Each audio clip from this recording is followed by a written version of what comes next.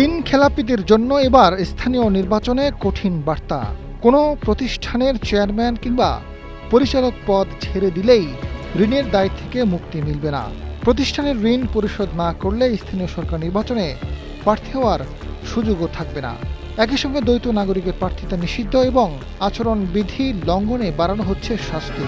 স্থানীয় সরকার নির্বাচনকে ঘিরে আইনে আসছে এমন বেশ কিছু কঠোর পরিবর্তন। জেলা পরিষদ, উপজেলা ও ইউনিয়ন পরিষদ, সিটি কর্পোরেশন এবং পৌরসভা স্থানীয় সরকারের 5টি স্তর। ইউপি নির্বাচন দিয়েই শুরু হচ্ছে স্থানীয় সরকার নির্বাচনের যাত্রা। অন্তত 7 ধাপে এসব নির্বাচনের আয়োজনের প্রস্তুতি চলছে। প্রথম ধাপে খুলনা, সাতক্ষীরা, বাগেরহাট, বরিশাল, পিরোজপুর, বরগুনা এবং পটুয়াখালী সহ উপকূলীয় জেলাগুলিকে অগ্রাধিকার তালিকায় রাখা হয়েছে। সরকার ও নির্বাচন কমিশন সূত্রে এসব তথ্য জানা গেছে। এদিকে স্থানীয় সরকার নির্বাচন সংক্রান্ত আইনগুলোতে সামঞ্জস্য আনতে একাধিক সংশোধনের প্রস্তাব তৈরি করা হয়েছে।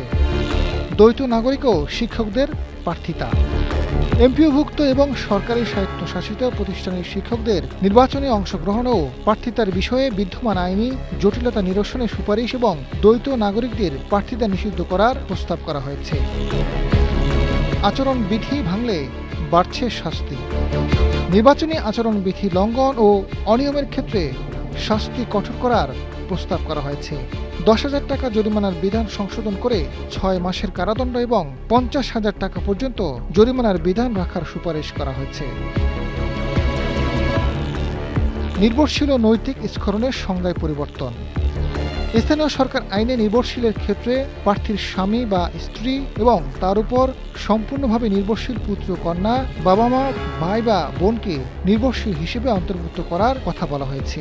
একই সঙ্গে নৈতিক স্খলনজনিত অপরাধের সংজ্ঞাতেও সংশোধনের প্রস্তাব করা হয়েছে।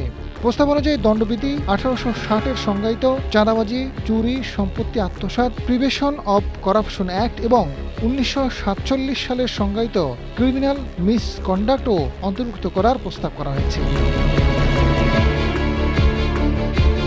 এছাড়া উপজেলা পরিষদ ও জেলা পরিষদ আইনে লাভজনক সংযোজন এবং বিরোধ নিষ্পত্তির ক্ষেত্রেও আইনি পরিবর্তনের বিষয়টি পর্যালোচনা করা হয়েছে। আজাদ ফারুক, সময়ের আলো।